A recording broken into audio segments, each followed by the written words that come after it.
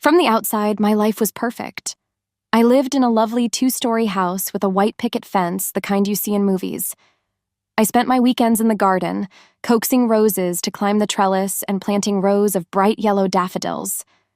Our golden retriever, Buster, would nap in the sun while I worked. My husband, Leo, was the man every woman in our town seemed to dream of.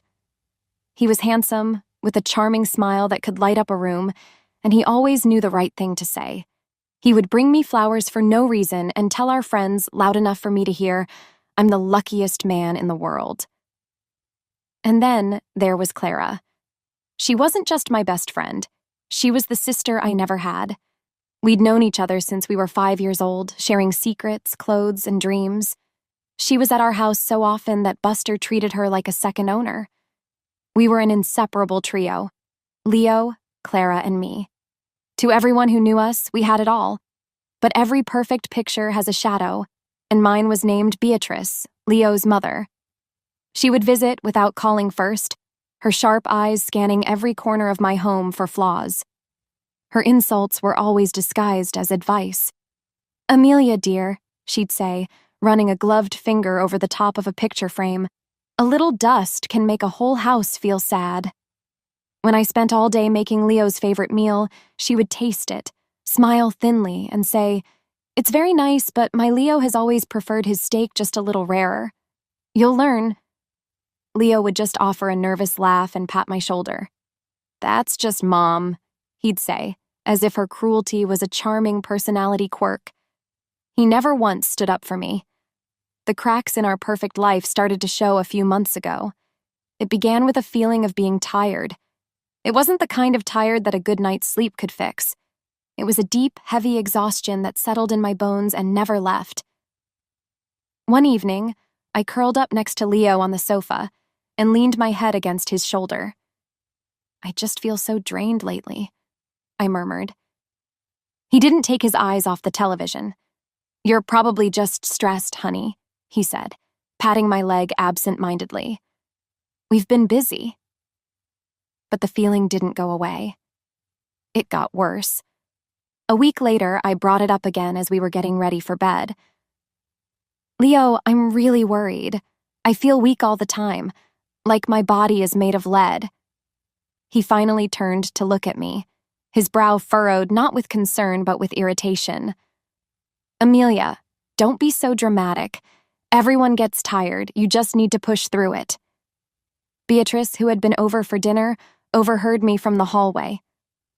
Leo's right, dear, she called out. Modern women try to do too much. You need to learn your limits. The only one who seemed to take me seriously was Clara.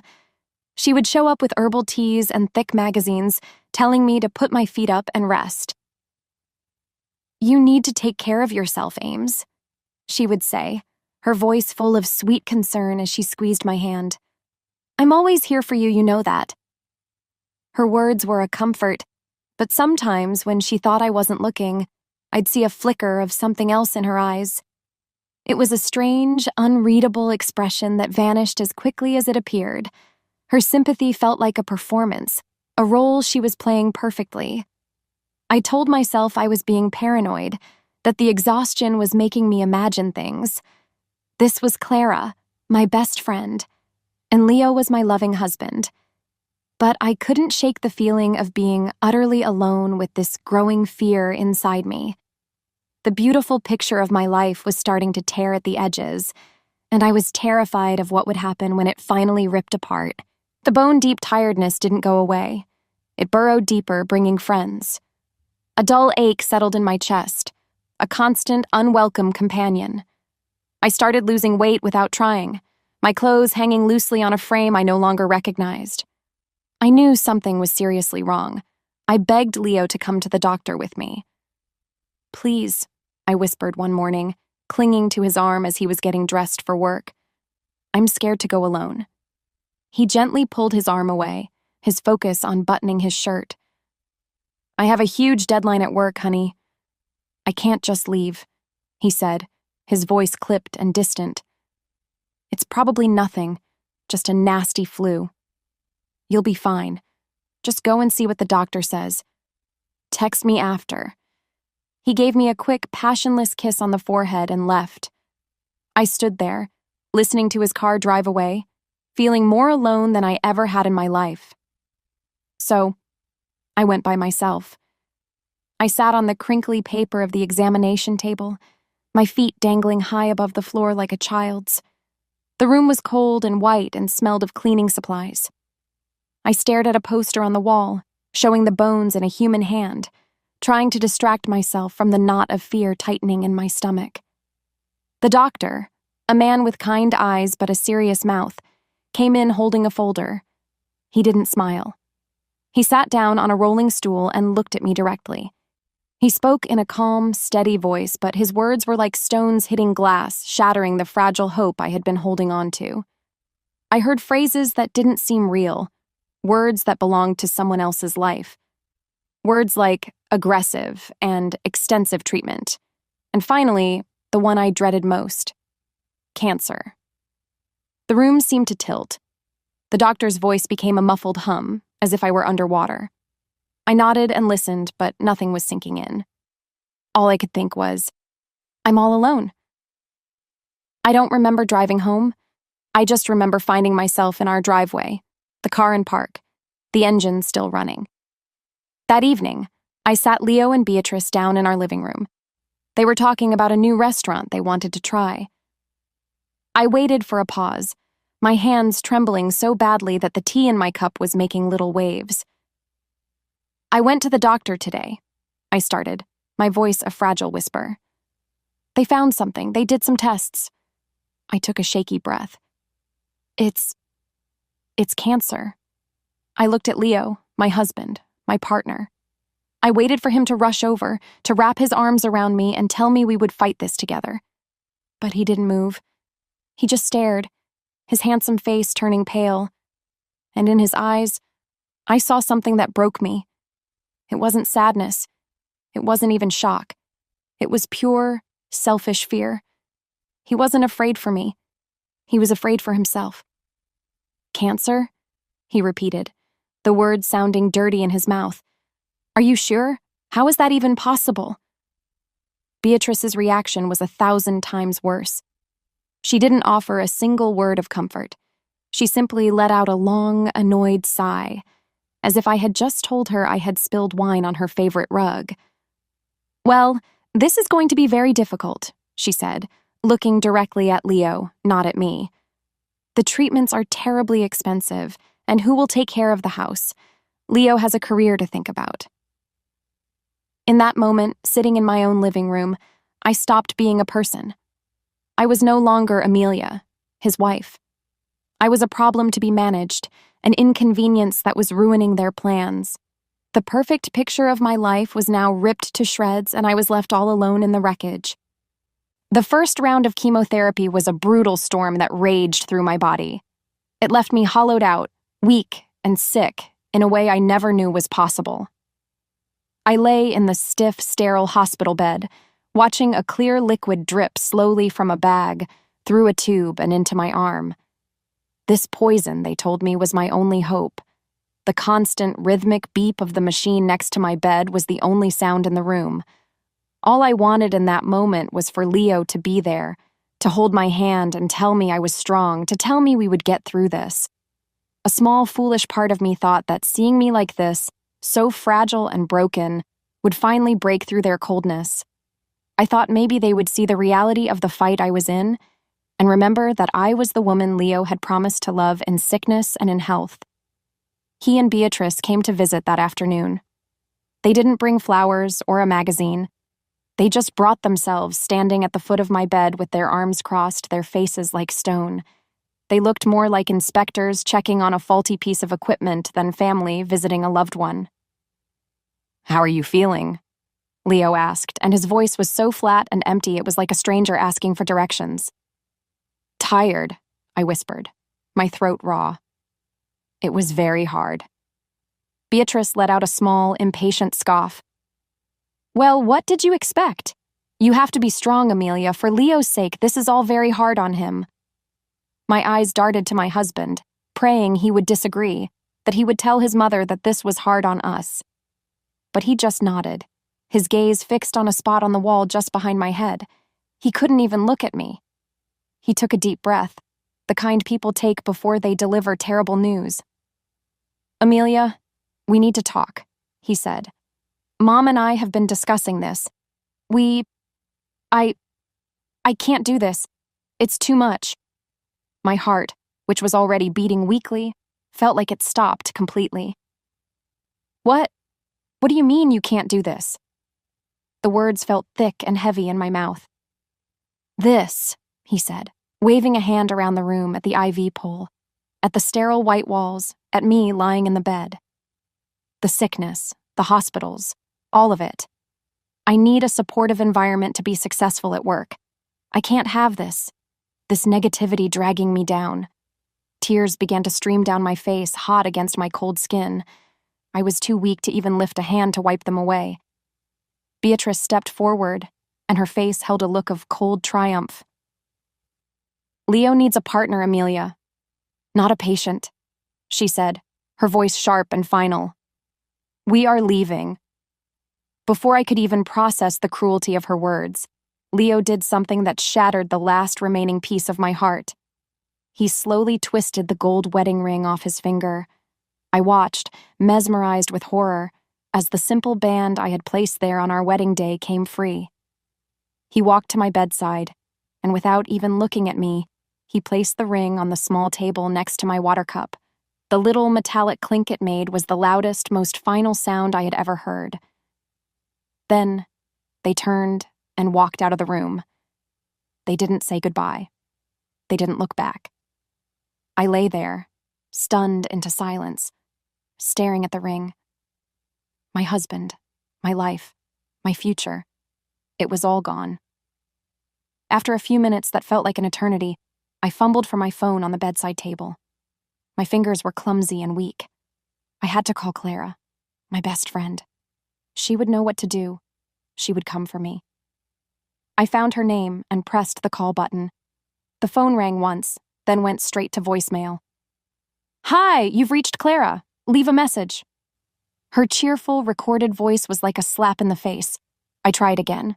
Voicemail. A cold dread, worse than anything I had felt before, washed over me. Just then, my phone buzzed with a text message. It was from an old friend from college, someone I hadn't spoken to in months. My heart leaped, hoping for a kind word. But when I read the message, the air left my lungs in a painful rush. The words on the screen blurred through my tears. "Hey, I just saw the strangest thing. A moving truck at your house. Is everything okay?" It looked like Leo was moving in with Clara. The world shrank to the 4 white walls of my hospital room. The constant, monotonous beep of the machines became my only clock, marking the seconds of a life I no longer wanted. The words from that text message played on an endless loop in my mind. Leo was moving in with Clara. My husband. My best friend. In my house. In my bed. The betrayal was a physical thing. A crushing weight on my chest that made it hard to breathe. What was the point of enduring the pain of the treatment? What was the point of fighting cancer if I had nothing and no one to live for? The light inside me, the will to keep going, began to fade. I stopped eating the food the nurses brought. I stopped answering their cheerful questions.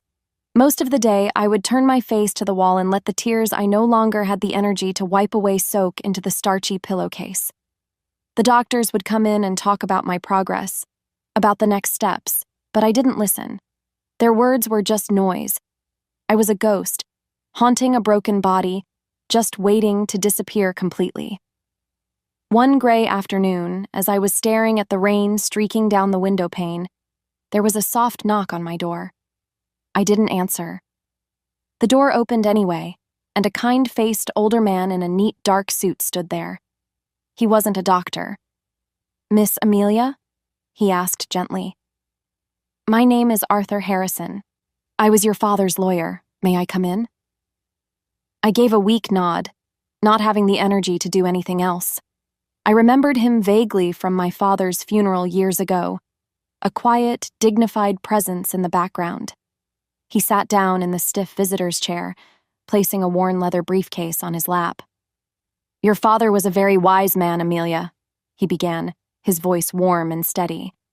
"He loved you more than anything in this world, and he was also a very good judge of character."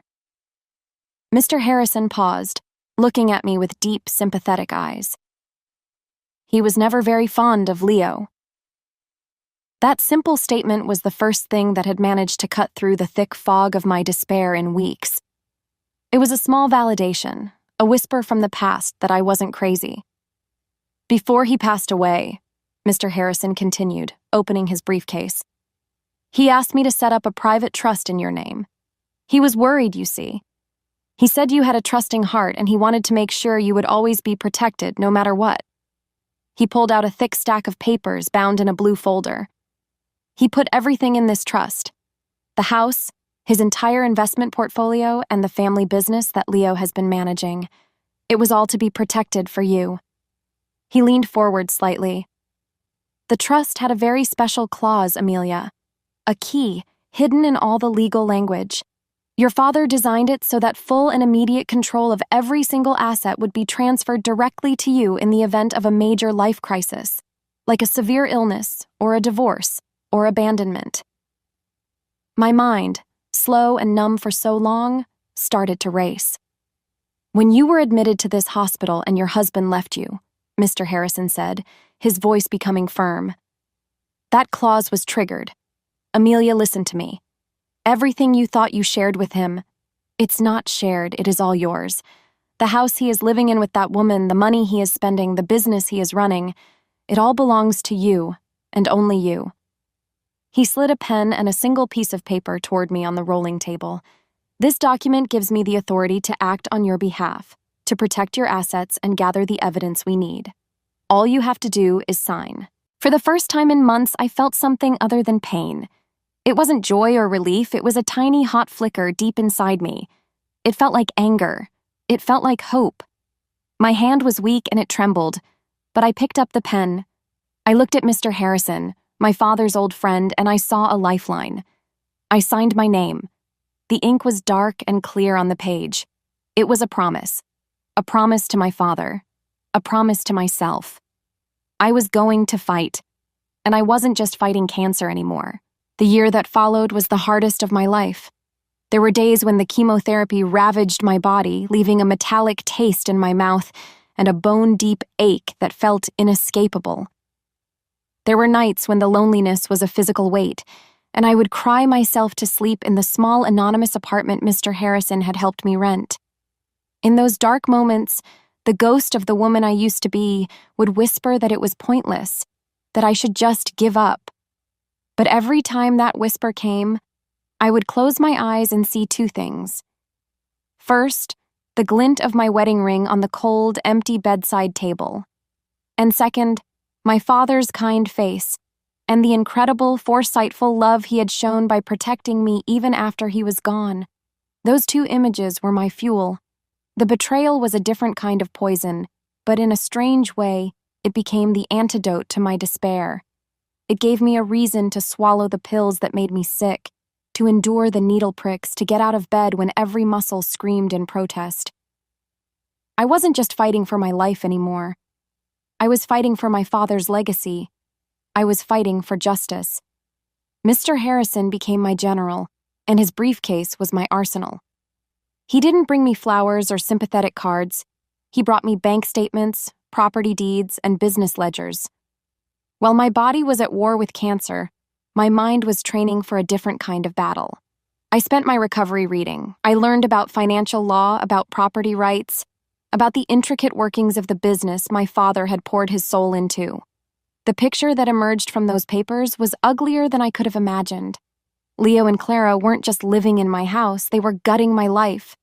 A ski trip to Aspen, a brand new sports car for Leo, a diamond bracelet for Clara, bought on the company credit card. They were living a lavish, stolen life while I was fighting for every breath. They had appointed Beatrice to the company board, and together, they were running my father's business into the ground, pulling out money for themselves. Each new discovery was like a fresh stab to the heart, but it also did something else. It hammered my resolve into something hard and sharp. The weak, trusting Amelia was burning away, and someone stronger was being forged in the fire. Slowly, my body began to heal. My hair, which had fallen out in sad, thin clumps, started to grow back, short and dark and defiant. I started taking walks, first just to the end of the block, then around the entire park. Those walks turned into slow jogs. I was reclaiming my strength, one step at a time. One morning, about 10 months into my recovery, I looked in the mirror and saw a stranger looking back. My face was thinner, my jawline sharper, but it was my eyes that were different. The fear and sadness were gone. In their place was a calm, steely determination that I had never seen before. The woman looking back at me was not a victim. We spent the last few months not just recovering, but preparing. With Mr. Harrison's guidance, I meticulously prepared every legal document: the eviction notice, the court order to freeze their accounts, the detailed invoice for every single dollar they had stolen. I chose the date for my return carefully, the 1-year anniversary of the day they had abandoned me. It would be a day of rebirth for me, and a day of reckoning for them. On the morning of that day, I stood in front of my mirror, fully dressed and fully healed. I was no longer a patient. I was no longer a victim. I was a survivor. And I was ready. I drove my modest second-hand car through the familiar streets of my old neighborhood. The oak trees lining the road were full and green, their leaves rustling in the late afternoon breeze. It all looked exactly the same, yet it felt like a lifetime ago that I had lived here. When I turned onto my street, my heart began to pound a steady, heavy rhythm against my ribs. It wasn't fear or nervousness. It was the drumbeat of a battle about to begin. I parked across the street from my house. My house. The lights were blazing from every window, spilling yellow squares onto the lawn. I could hear music, a thumping bass line that vibrated through the quiet evening air, punctuated by bursts of loud laughter. They were having a party. Of course they were. Perhaps it was a celebration of their anniversary. 1 year of living their stolen life. 1 year since they had left me for dead. The irony was so thick it was almost suffocating. I had rehearsed this moment in my mind 1,000 times, playing it over and over during long nights of treatment and lonely afternoons of recovery. I had pictured every detail, anticipated every reaction. Now, it was real. I took a deep, centering breath, smoothed down the front of my simple black dress, and got out of the car. As I walked up the stone path, my sensible heels clicked softly on the surface. I remembered helping my father lay these stones when I was just a teenager, his hands showing me how to make them level and secure. Now, the flower beds on either side were choked with weeds. The rose bushes I had so carefully tended were overgrown and wild. A sharp pang of sadness shot through me, but I pushed it away. There was no room for sadness tonight. Tonight was for strength. I reached the front door, the same deep blue door I had chosen myself, and I rang the doorbell. The cheerful chime was immediately swallowed by the party noise inside. A moment later, the music quieted slightly, and the door swung open. It was Leo. He was holding a half-full glass of whiskey, a wide, easy smile plastered on his face, ready to welcome another guest. His smile froze, then crumbled, when he saw me. The glass slipped from his numb fingers and shattered on the porch, splashing dark liquor across his expensive leather shoes. The color drained from his face, leaving it a sickly, pale white. He looked at me as if I were a ghost who had clawed her way out of the grave. "Amelia," he whispered, his voice a ragged, strangled sound. I didn't answer him. I offered him a small, unreadable smile and walked past him, over the threshold and into the house. The living room was crowded with their friends, people I had once considered my friends, too. The thumping music sputtered and then died completely as one by one, heads turned in my direction. A wave of silence rolled through the room, thick and heavy with shock. Every eye was on me. In the center of the room, standing beside a lavish buffet table piled high with food, were Beatrice and Clara. Beatrice's perfectly painted mouth dropped open. Clara, who had been laughing, her head thrown back, froze mid-laugh. Her face, a picture of carefree joy a second ago, became a mask of pure, unadulterated terror. Her eyes darted from me to Leo, wide with panic. I walked slowly and deliberately to the center of the room, my gaze never leaving the three of them. They stood huddled together, the architects of my deepest pain. I let the silence stretch, letting them feel the weight of my presence. They had assumed I would fade away, that I would be a sad story they could eventually forget. But here I was, healthy, strong, and in control. Finally, I spoke. My voice was calm and clear, cutting through the stunned silence like a knife. "Hello," I said, my smile never wavering. "Leo, Beatrice, Clara, I'm so sorry to interrupt your party." I reached into my small handbag and pulled out a single, plain white envelope. I held it out for them to see. "I have something for you." Leo's hand trembled as he reached out and took the envelope from me, his fingers brushing mine for a fleeting electric moment. He looked down at the plain white paper as if it were a venomous snake. Around us, the silence in the room was so complete, I could hear the faint hum of the refrigerator in the kitchen. Every guest was a statue, their eyes locked on the three people at the center of the storm, the three people who had destroyed my life. With clumsy fingers, Leo tore open the seal. Clara and Beatrice pressed in closer, peering over his shoulder, their faces tight with a mixture of fear and defiance. He pulled out the papers inside. There were 3 separate documents, each one neatly stapled by Mr. Harrison's secretary. His eyes scanned the first page, and I watched the last vestiges of his composure crumble. The blood drained from his face, leaving his skin looking like wax. It was an official, legally binding eviction notice. It stated in cold, clear language that Leo, Beatrice, and Clara were illegal occupants of the property located at 124 Willow Creek Lane, a property owned solely and entirely by me, Amelia. It gave them 24 hours to remove themselves and all their personal belongings. "What is this?" Beatrice shrieked, her voice cracking the silence. She snatched the paper from Leo's hand, her eyes darting across the page. Her expression twisted from confusion to pure, undiluted fury. Leo's shaking hands moved to the second document. His breath hitched. It was a court order, signed by a judge that very morning, freezing every single bank account connected to my trust and my family's business. The accounts they had been using as their personal piggy bank, the funds they had been siphoning to pay for their cars and vacations and parties, were now sealed. Every penny was gone. Clara let out a small, choked gasp. I looked at her, my former best friend, and saw the dream she had built on my ashes turning to dust before her very eyes. But it was the third document that delivered the final, crushing blow. It was a detailed invoice, a masterpiece of accounting prepared by Mr. Harrison himself. It listed 1 full year of back rent for their illegal occupancy of my home, charged at the highest market value. It included a bill for every single dollar they had embezzled from the business, with punitive interest calculated down to the cent. It even included the projected cost of restoring the garden they had let die and repairing the wine stain now spreading across my hardwood floor. The total at the bottom of the page was a staggering number, a debt so large it would follow them for the rest of their lives. Their world had not just been changed, it had been utterly and completely annihilated. "No," Leo whispered, the papers slipping from his numb grasp and fluttering to the floor. He finally looked at me, his eyes wide and pleading with a desperation I had never seen before. "Amelia, please. I'm so sorry. I made a terrible, terrible mistake."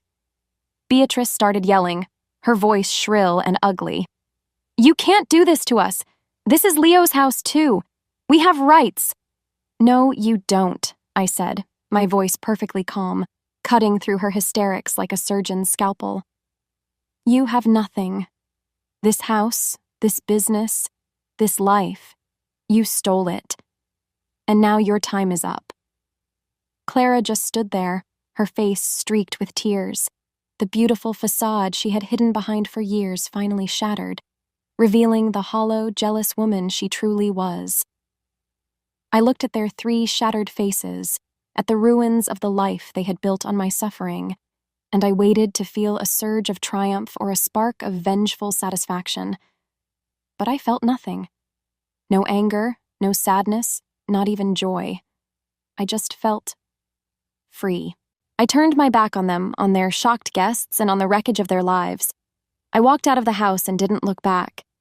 Standing on the sidewalk under the vast, dark sky, I took a deep breath of the cool night air. For the first time in a very long time, I felt the sun on my face, even though it was the middle of the night.